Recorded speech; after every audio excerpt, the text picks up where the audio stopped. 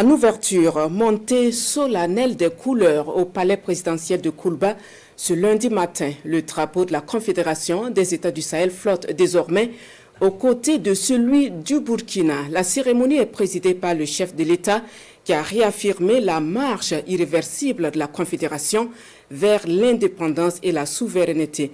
Nous vous invitons alors à écouter le président du Faso. Merci d'être venu ce matin donc, pour la journée spéciale de montée donc, des couleurs de la Confédération AES. Je vous souhaite à tous un très bon mois de mars, un bon mois de Ramadan et une très bonne semaine. Je souhaiterais aussi rendre donc hommage à nos forces combattantes qui continuent leur mission et progressent donc avec honneur sur les champs de bataille. Je profite de l'occasion pour féliciter le comité d'organisation de l'événement qui s'est déroulé la semaine dernière, le FESPACO.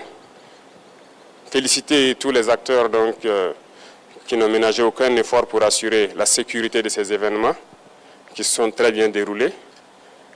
Remercier tous ceux qui ont fait le déplacement de Ouagadougou. Plus de 53 nationalités étaient présentes à Ouagadougou pour cette fête. Et je pense que c'était l'occasion aussi de témoigner à tous ceux-là qui ont voulu faire comprendre au monde que le Burkina était un pays invivable. Ils sont venus témoigner et battre en brèche tout ce mensonge-là. Donc nous ne pouvons que remercier tous les festivaliers qui ont fait le déplacement de Ouagadougou et espérons que tout un chacun est déjà retourné sain et sauf dans son pays. Pour ceux qui sont encore là, qu'ils profitent faire du tourisme et retourner en bonne santé dans leur patrie respective.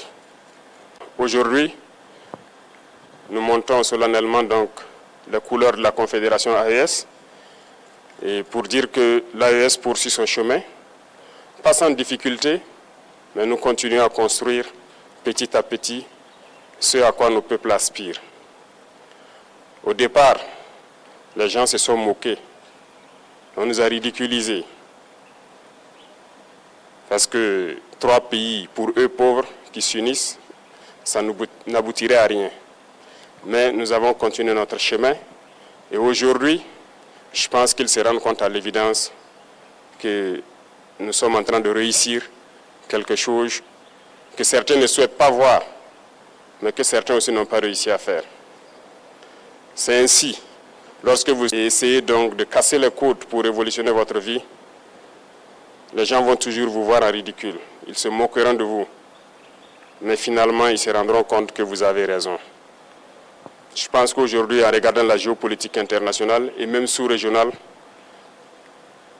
pour ceux qui sont éclairés, ils comprendront que l'AES a eu raison d'emprunter cet itinéraire. Pour ceux qui ne veulent pas se réveiller, nous ne pouvons rien faire pour eux. Ils resteront toujours dans leur sommeil, mais nous continuerons à évoluer. Donc nous souhaitons qu'à travers cette cérémonie solennelle, que tous les amis du Burkina Faso, les amis de l'AES, puissent comprendre que nous restons ouverts pour tous ceux qui veulent un partenariat sincère, respectueux.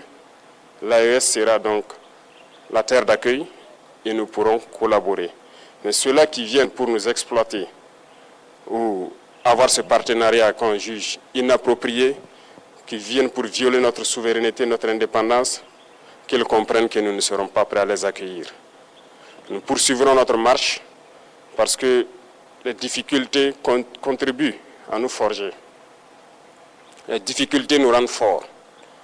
L'AES est né dans le sang et la sueur. Il va poursuivre son chemin pour le bonheur des peuples du Sahel. Je souhaite que tout un chacun puisse donc, à travers ses actes quotidiens, faire en sorte que la révolution que nous avons entamée puisse être la bonne et la meilleure qui puisse inspirer toute l'Afrique à s'unir. Quand je prends le cas du Burkina Faso, nous avons essayé beaucoup de choses et nous continuerons d'entreprendre beaucoup de choses, mais ça n'a pas été toujours facile. Notre seul crime peut-être c'est de chercher à révolutionner notre système de santé par exemple, à équiper nos hôpitaux, à construire des hôpitaux modernes. Peut-être que notre crime, ça a été de vouloir révolutionner notre système éducatif, à construire des écoles aux normes, à changer nos curricula. Notre crime, c'est peut-être d'avoir permis à nos agriculteurs d'avoir de l'engrais moins cher, de labourer leurs champs gratuitement pour qu'on atteigne l'autosuffisance alimentaire.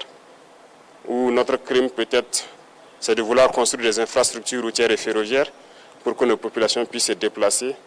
Bref, tout ce que nous essayons de faire, je pense que certains ont toujours essayé. Malheureusement, les esclaves de salon, les Africains qui suivent aveuglement les impérialistes ont essayé de nous décourager. Il n'y a pas de raison de se démotiver, parce que l'histoire nous a toujours donné raison et l'histoire continuera de nous donner raison. Aujourd'hui, sur notre sol poussent tellement de choses. Et lorsque nous avons annoncé au départ que nous avons voulu nous lancer dans cette agriculture, ils nous ont pris pour des fous. Ils ont dit que ça ne marcherait pas. Aujourd'hui, notre cacao se porte très bien. Le tournesol marche très bien au Burkina. Notre blé se porte très bien. Bref, il y a tellement de spéculations que nous avons essayé, mais on a essayé de nous décourager. Et je souhaite que vous ne puissiez jamais être découragés dans vos tâches quotidiennes pour révolutionner vos vies. Et ça doit être ainsi pour tout le monde, et pour dire que l'Afrique doit comprendre que nous avons le potentiel pour être autosuffisant, pour être indépendant, pour être souverain. Cette bataille va continuer au sein de l'AES et nous continuerons à nous donner la main, à nous unir.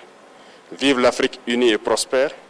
Vive le Sahel uni, libre, en paix et prospère. Vive le Burkina Faso. Que Dieu bénisse notre patrie. La patrie ou la mort, nous vaincrons.